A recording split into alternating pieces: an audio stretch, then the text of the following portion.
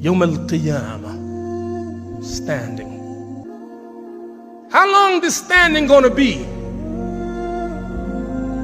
50,000 years.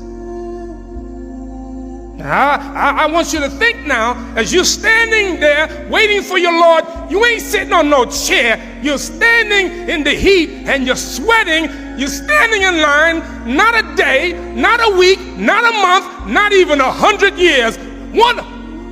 50,000 years. Waiting to be judged. And some people standing there waiting to be judged, they know the end. Let it happen, they say. Let it happen now. It's real.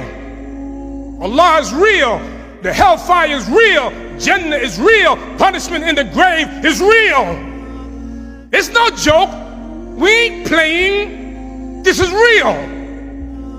But we too busy.